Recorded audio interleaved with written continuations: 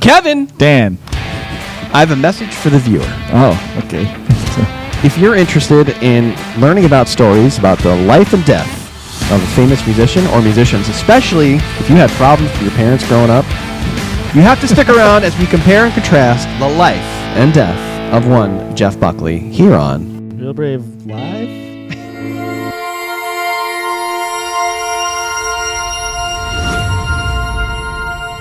I'm taking this from excerpts from a book that I read 20 years ago. It's called Dream Brother. It's written by David Browne, and it compares the life of Jeff Buckley to his father. Go ahead. Didn't he also write Angels and Demons? That is not the same person. Nope, that's Dan Browne. That's Dan Browne. Yeah, Dan Browne. No E on it, too. Okay. David Browne wrote this book. It is very detailed. It goes into a lot about the life of both the men, and I wanted to talk about that today because 27 years ago, May 29th, 1997, Jeff Buckley died. Wow. He drowned. Whoa. How? Well, let's talk about that. I'm going to take an excerpt from the book, and I'm going to read it. I'll do the best I can here. This is from his tour manager. His tour manager had gone down to Memphis, Tennessee, and he was remarking, I guess, in an interview, his mood shifts, Jeff Buckley's mood shifts had always been pronounced, but he became more manic and erratic, with highs and lows even more drastic before. His tour manager went down to meet them at this place that he was renting, because they were going to start recording his second album. And his behavior during the last 24 hours hadn't eased his mind. So Jeff comes out. They're about to get ready to go to the rehearsal studio, and him and this other guy, which I'm looking for his name here, went out and they drove down to the rehearsal studio to get before the band got there, and they couldn't get in, so they decided to go down to the water. Okay, this is getting ready to record their album, and Jeff decided to jump in the water. So his friend that was with him, musician, was sitting there playing guitar, and Jeff started doing the backstroke out into this river. And he was wearing a bunch of keys. He had leather boots on. He had full pants, everything. And he was doing the backstroke out there, singing a Led Zeppelin tune. And did it mention what tune? Whole Lot of Love was the song he was singing when he was done. Oh, okay. It's Whole Lot of Love. It was probably Over the Hills and Far Away. No, it wasn't. Probably Ramble On. It wasn't. But anyway, so he got to the middle of the river, and I believe it's the Mississippi River, is it? It wasn't. It was. Oh, it was not? Okay. That's a wide river. Anyway, so he's doing the backstroke in the middle of the river. He's singing Led Zeppelin. Yeah, he's singing Led Zeppelin, Probably and Black a Dog. big ship goes by. And he gets caught in the wake, and he no. disappears. Oh no! They didn't find him for a few days later. Whoa. Yeah, so he was gone, never to be seen again. They did find him, obviously, but he was gone. They did hear a help briefly. Oh. Somebody that was passing by, and the guy that he was with. So That's a Beatles song. Yes, but he wasn't singing help. Oh. Are you making fun of Jeff Buckley? No. That's my job. So I grew up with not Jeff Buckley. I mean, it was 1997 when I discovered him. A friend of mine introduced me to this girl who was like, "You ever heard of Jeff Buckley? You kind of sound like him." I was like, "Sure." And then she showed me Jeff Buckley. I was like, "Holy crap, that's awesome!" And ended up like really getting into his music and was shocked. I actually remember the day that he died. I didn't even know who he was, but shocked how much I liked him.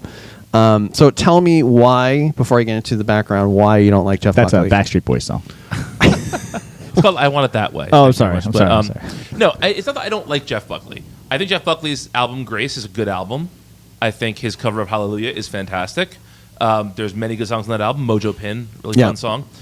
I think people talk about him way more than they would have if he hadn't have died. His death is what makes him significant. Okay. In a lot of ways. Much like Kurt Cobain. I think those Nirvana albums are great, but I think that Nirvana would never have sustained their level of success if Kurt Cobain lived. Death permanently casts your reputation in amber. Would you say the same thing about like Elliott Smith? Absolutely, yes. Really? Yeah. I mean, I love Elliott Smith. I think Elliott Smith is probably my favorite of all the artists we just mentioned. But listening to his music, knowing that he stabbed himself in the heart, is like, oh. Yeah, it certainly changes the perspective for you a little bit. But also, like Jeff Buckley never had a chance to make his bad record. He made a great record and he died. Ooh. And so, no, but everyone does it. He went out on top. He played one game of craps. He won, and he walked away from the Exactly. table. Yeah, but the second album was going to be amazing. Have you heard it? I have heard sketches from My Sweetheart the Drunk, as Yeah. it's called. And The first song, "Sky's a Landfill," is one of my favorite songs of all time. Personally, Yeah, it's like the Stairway to Heaven. That was what they were going to bill it as, the Is that what Stairway he to was Heaven of singing? our generation. He was singing. That's what he was singing. He was singing "The Well- Sky is a Landfill." So that song was going to be the new Stairway to Heaven of our generation. Really? Yeah, that's what they were going to bill it as. What, Like, and that what was did it the turn out to be? It turned out to be nothing. He was dead, and then they I didn't want it that release it. It's a really good song, but here's the thing: I think that your opinion is obviously valid. I'll accept it. But the story of Jeff Buckley is a story of the relentless tug of war certain artists have between their past and their present. So okay, explain. So the reason for that, because his father was a famous musician in the 60s. What? Yes. And I didn't know that. yeah, Tim Buckley was a famous musician. He left Mary Buckley, was it? His mother, very young, decided didn't want to be a father. Oh. Just went off, got a new girlfriend, got a new life, and actually released his first album immediately. Isn't that the premise to Coco? Disney's Coco? I have no idea. Is it? I think so. I think that the premise is this young kid wants to play guitar, and he goes to find out that his father had abandoned him to be like a famous guy. I'd never heard that. I thought his father died. That's what they told him. Oh, okay. I never saw the movie. Or it's his grandfather. I don't know. I forget. I saw it on a plane. On one of his albums, actually one of his most famous albums, Tim Buckley, there was a song called "I Never Asked to Be Your Mountain," which featured confessional lyrics directed at his estranged wife and son. Wow. In fact, the first day that his first album was released, Jeff and his mom acknowledged it, but didn't want anything to do with his father anymore. Oh my! Imagine being a young kid and your dad doesn't want to be a part of your life so badly that he writes a song about it. Wow. His father was the quintessential 60s drug-infused musician who was poetic, and he sounded exactly like... So it's just Very super similar voice. Yeah. Very similar to... Well, Jeff sounded exactly like him.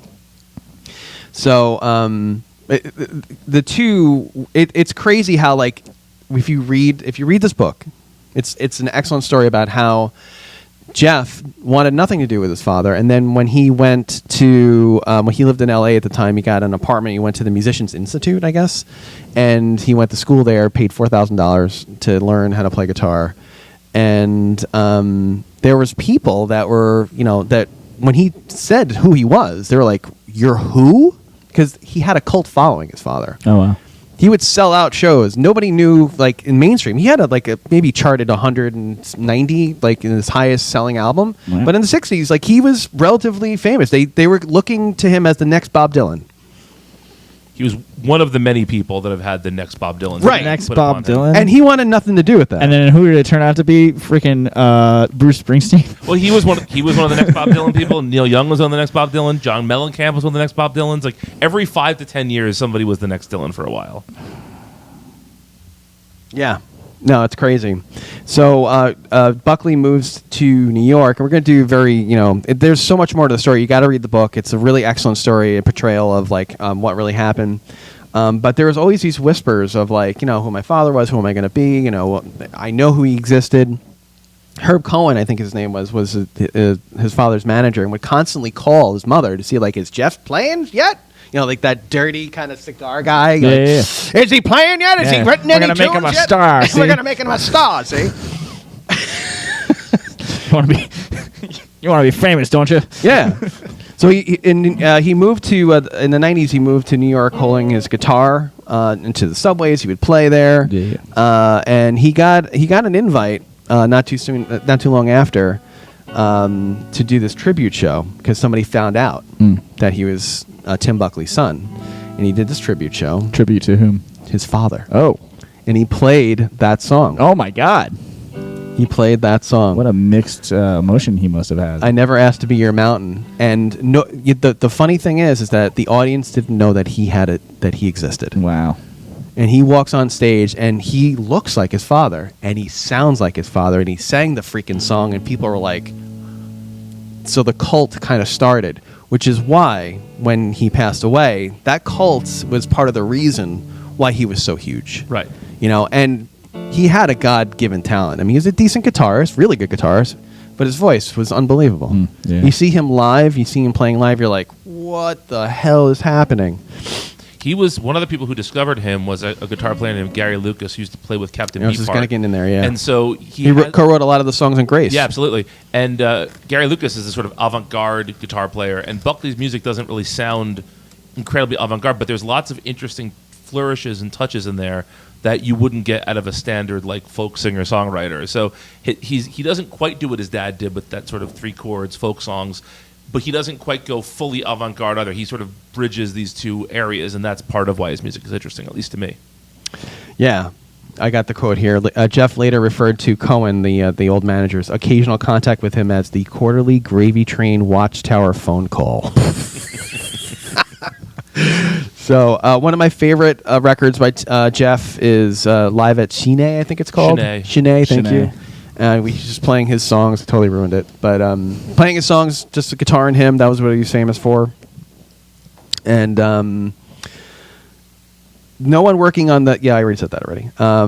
So this is a great quote. My God, Jeff said to a friend on the phone after the show, I stepped on stage and they backlit it like it was the fucking second coming when I walked on stage.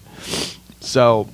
But here's the thing. Here's another thing that I thought was really interesting that I want to talk about today. There's very strange coincidences. So a lot of people talk about the fact that he died, and you think that's the only thing he's famous for. Thank you, Brian. I didn't say the only thing. Your lower third probably says something like Jeff Buckley hater, right? No, it says secretly a Muppet. Oh. Secretly. What's mine say? Let's see. Let's find out together. Let's Kevin on the screen, and his says... Cares about sports now? The question mark. Oh, yeah. Well, not anymore. No, you did when I wrote this last week. Oh, yeah, okay. Yeah, I don't know why. Yeah. But no, I know why. Yeah. But you're over it now, right? Yeah, I'm fine. Yeah, it's fine. Okay. So the strange coincidences come by his lyrics. Well, you haven't mentioned his father also died very young and tragic. Yeah, I was going to get into it, but you want to discuss that? No, but I just wanted to say, that is what people tend to focus on, is that both these people died tragically at the same age, possibly? No, Jeff was 30, and his father died at the age of 27. Oh, it was the 27 Club. Okay. He was the 27 Club. Yeah. The unknown 27 We Club. outlived both of them. Yeah. High five, guys. Yeah, guys. Nothing to show for it. There we go. So there's talk all over the place about his lyrics. And you can't mistake the fact that there are strange coincidences with how he died and what his lyrics are. Which is why in the book they go into it a little bit. They do discuss this fact that he was definitely, something was up. He moved down south to record the second album, like I had started the show with. He was acting strange. He wanted to buy the house that he was renting. He wanted to marry his girlfriend, but she didn't really want to do anything to do with it. He was doing odd things. He had this imagery consistently about drowning. Quote, stay with me under these waves tonight. Quote, my fading voice sings of love. He's singing alone. Oh, no, that's something else. And I feel them drown my name. Now, I know, when you're writing lyrics, you do tend to have, the generic kind of, drowning. Maybe it could be, a generic kind of metaphor, or, the sky. And yeah, I get that. But it was over and over again. Oh, drink a bit of wine. We both might go tomorrow. Oh, my love. And the rain is falling, and I believe my time has come. And it reminds me of the pain I might leave behind. Well, my time is coming. I'm not afraid to die. Nightmares by the sea. I've loved so many times, and I've drowned them all. From their coral graves, they rise up when darkness falls. Stay with me. Stay with me under these waves tonight. Be free for once tonight. Lover, you should have come over. Has one, but it's kind of a stretch. Yeah, he talks about a wake. Over and over and over. Dream brother, asleep in the sand with the ocean watching over me. I don't know, man.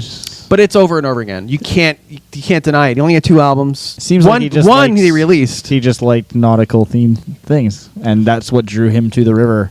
I mean, I could write a bunch of, if I could get real into skydiving and then write a bunch of songs about skydiving, and then one day my chute won't open and I'll die. And people will be like, wow, he predicted that. And it's like, well, it's kind of what I was into. So you think that are you going to jump out of a plane soon? I think he was maybe more likely off a building.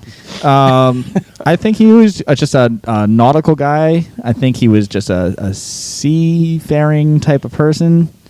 He liked the ocean, he liked the waves, and he wrote about them. And given the opportunity, swam in them, and ultimately. So you don't think that there's any coincidence whatsoever? I mean, the same way there's a coincidence that he wasn't a swimmer. Okay. His girlfriend at the time tried to. They lived out in down south, Memphis, Tennessee, and constantly trying to get him to go on the water. He didn't really care for it. Didn't care for it when he was a kid. Yeah. He went in fully clothed, with boots on, and a huge thing of keys. What do you need all those keys for? I know. He's collecting them. Oh. Is there a lost treasure of Jeff Buckley, I wonder? Maybe. I think he was all intact. Probably little bits of pieces were. Maybe that's what he was diving nibbled for. out of him, but. Oh my God. Did I go too far with that? So we don't think that there is any connection between him. What are you suggesting? I'm suggesting that he predicted killed his him, own committed suicide. He committed suicide by drowning. Yeah. No. If he just if he just dove in the water, and there was no boat, and he happened to drown, you could say that. But he wasn't like, I'm going to wait until this boat is just far enough away that if I jump in, start singing some Robert Plant tunes, doing the backstroke, I'm going to be pulled under in the wake. Like, no, it's just, that's... Okay. I think that's too much. Maybe he had a bit of a death wish and was doing rash things. He tended to do rash things. That was one of the things about him. He was very spontaneous, did a lot of, spontaneous things, I should say. So you guys don't think... You don't see any... correlation between the lyrics and him. Correlation. Correlation doesn't mean causation. I was just going to say that. Thank you. Oh, well, thank you. Thank you, counselor. You're welcome. I feel like, Dan, you're of the generation that you're a little bit older than we are. You probably had a lot of fun syncing up your VCR to Dark Side of the Moon. So sure. you are looking for connections and things that maybe there's not always connections there. Dark Side of the Moon hadn't come out yet. Yeah. 9/11 was an inside job, see? No.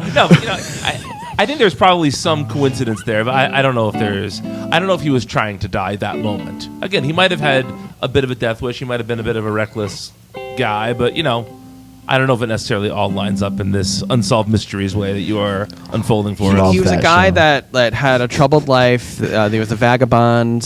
His mother, I've heard, Peyton, a guy. Manning. Nope. William Patterson. Peyton. Armstrong. Nope. He's the Pictures. guy. Peyton Pictures. Guy that runs the music program.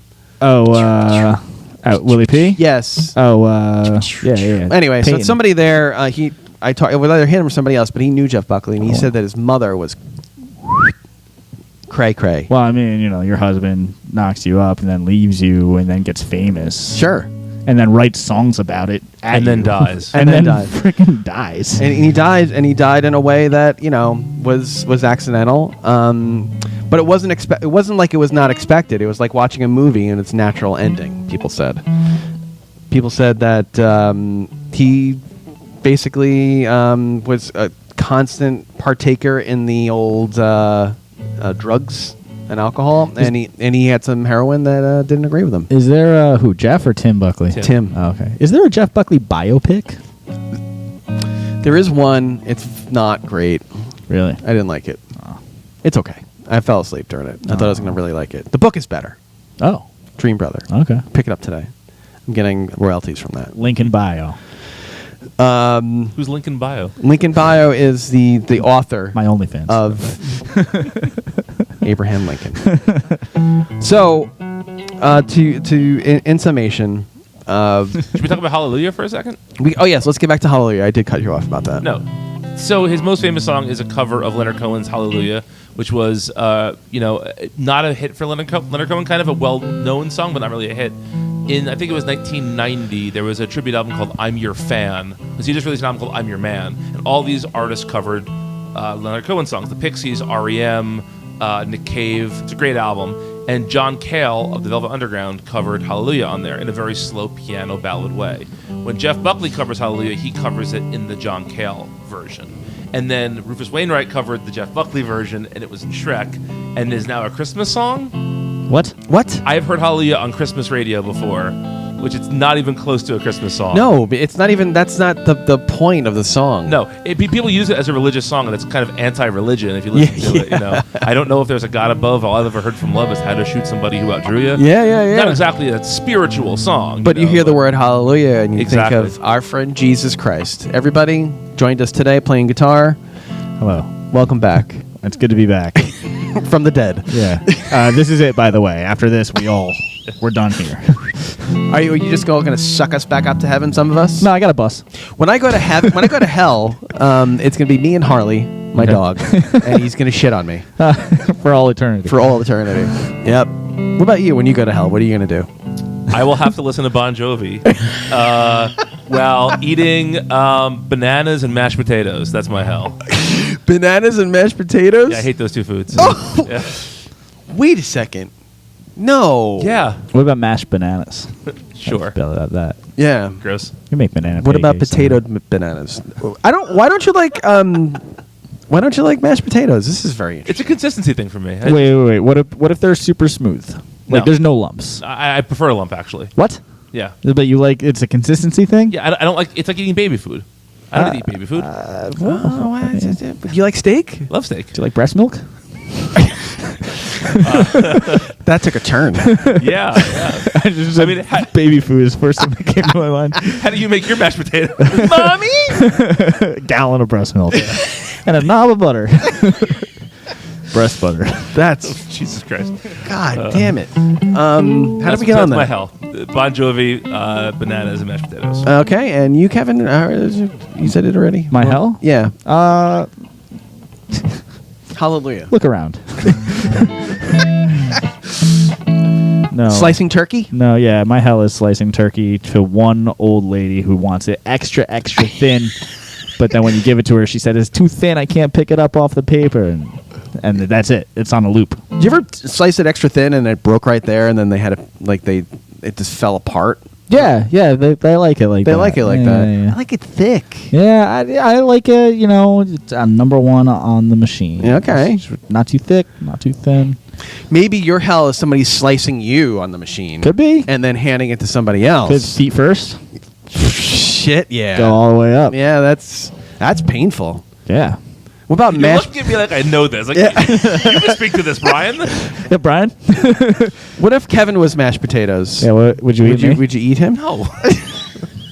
I have nipples, Brian. Can you milk me?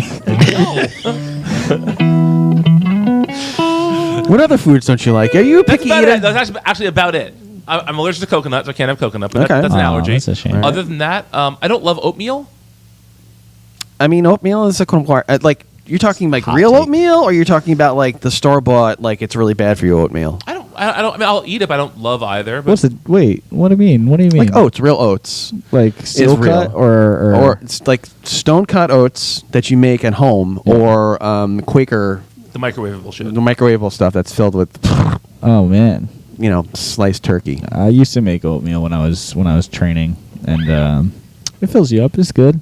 Put a little honey on it with some blueberries. Stone cut though, right? No. Oh, you that's what eat- the stone. That takes too long. No, man, it takes I'll get the instant oats, the Quaker with the guys, the old man with the Old man. long hair, the long white hair. Yeah, it's I guess he's a Quaker.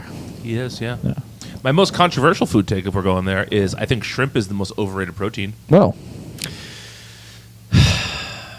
I mean it's overrated. Shrimp is just buggos. It's just the bugs of the sea. Yeah. Like if you were walking back to your room right after this, Mm-hmm. and you saw a shrimp or a lobster walking towards you, you'd fucking scream. I asked some questions before I screamed, but sure, yeah. So if a shrimp is walking towards you, that's just a bug. That's just a roach. You're not gonna go like, oh, I'm gonna eat that. Yeah, That's no. not something you do. Yeah, yeah. Does But anybody know the song "Song of the Shrimp" by Elvis? No. It's about a shrimp in the water being caught and cooked. does it go something like this? No, it's a slower Elvis song. Oh. I saw 3 shrimp in the water. Yeah, but if you were walking to your lesson room and somebody had a plate of shrimp cocktail. That's fine. Yeah. Unless you have a shellfish allergy, which a lot of people do. Maybe you have a shellfish allergy. No, I love mussels, clams, lobster, Oh. crab. What about A these? little red sauce in the mussels? Oh, yeah. Oh, yeah. What Fra about Diavolo? Yeah. New England clam chowder, anybody? Sure. Yeah, no. No? Not for me. I'm not big on clams. I'm not big on shellfish. I do like the buggos. I do like... Like scallops? That's a good no, I don't care for scallops. Scallops. And for me, it's a consistency thing. Okay, so Yeah. don't judge me. You guys asshole. need to get together and talk about this Yeah, problem yeah. that you have. Yeah, And discuss it in a it's not group a problem. setting. No. And maybe do some heroin with Tim Buckley. Hey! You like how I tied that in? I love it. You're a pro. I don't know You what gotta listen in like T-minus 10 minutes. 11, yeah. I don't know what else to say. The only thing else I could say about this that I was going to say until you rudely interrupted me with your nonsense about Rufus Wainwright, which he was a great singer for 5 minutes. Who? Rufus Wainwright. Sounds made up. I don't know. I know. Engelbert Humperdinck. Yeah, it sounds like a character in a children's Rufus Wainwright, novel. another singer, another son of a singer-songwriter. Loudon Yes. Wainwright III. But he's living. He is And living, breathing? yes. Yeah, I believe so. Sort of. Although he did write a song about Rufus as a baby called Rufus as a Tit Man because he was breastfeeding at the time. Kevin, So, you can relate to that. It's No, all I'm ties an in. ass man.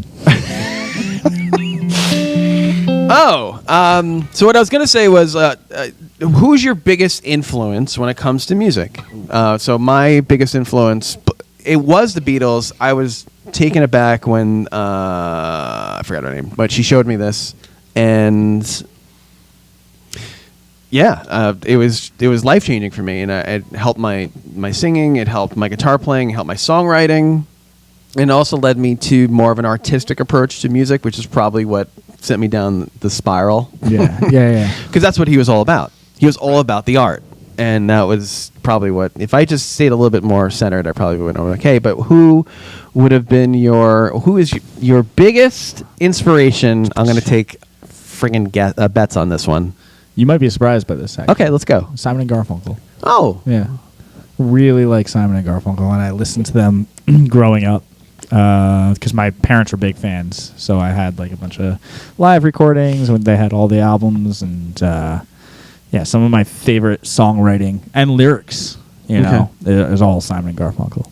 So you really relate to the Hello Darkness, my only friend? Old friend. My old friend. I guess that's to Simon and Garfunkel as But that's a Hallelujah meme. is to Jeff Buckley. Yeah. It's like what they're known for, I guess.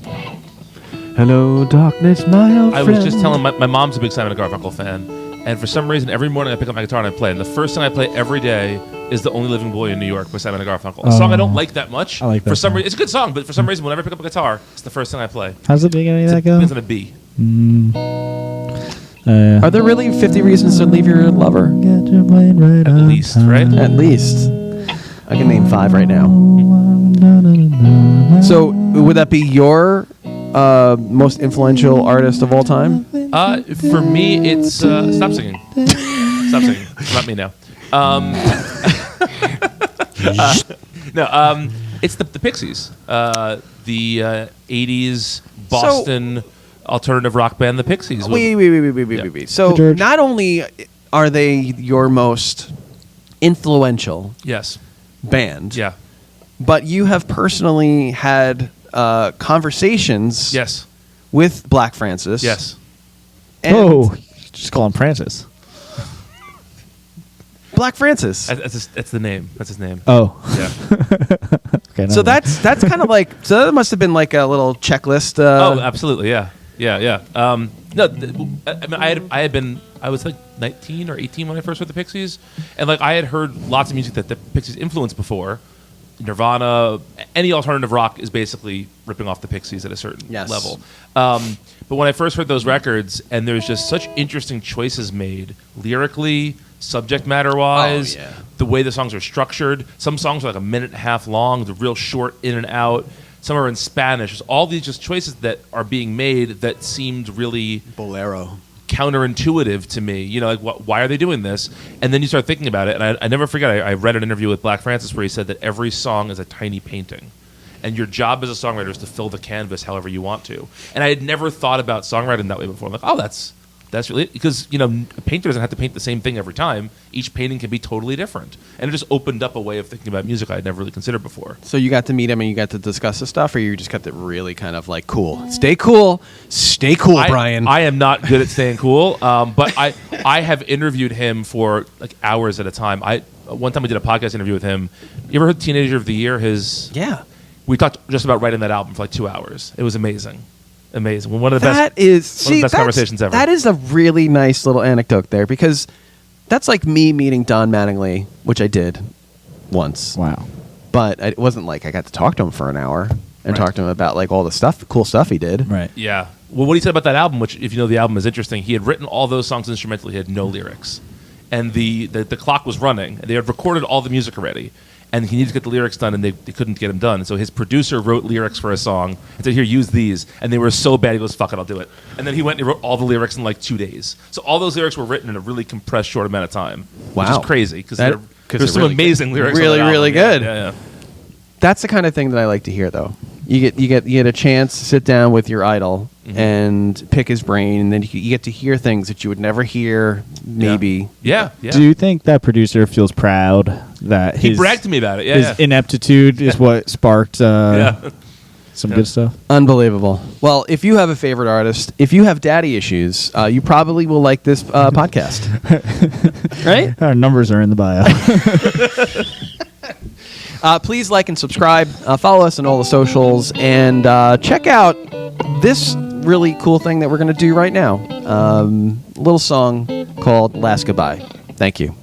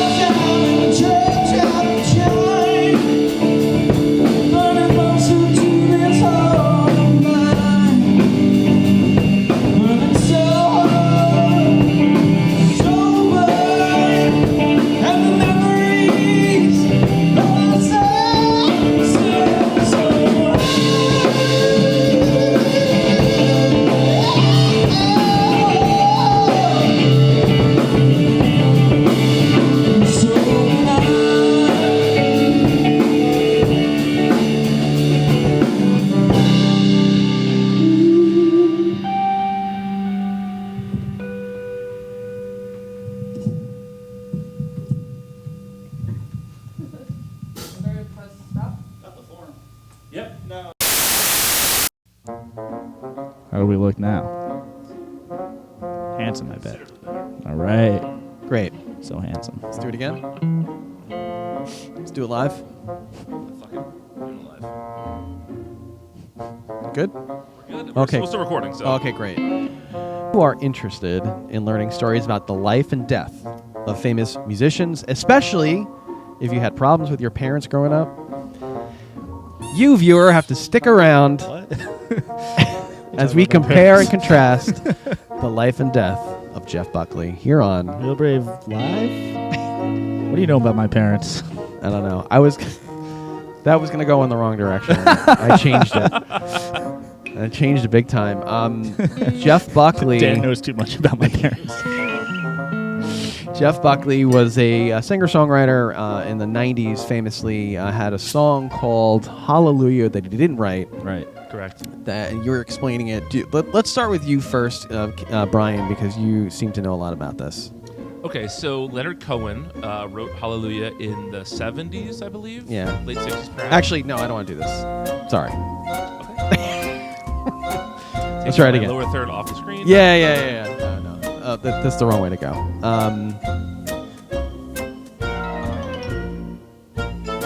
We're going to start again. Okay. All right, here we go. Kevin, Dan.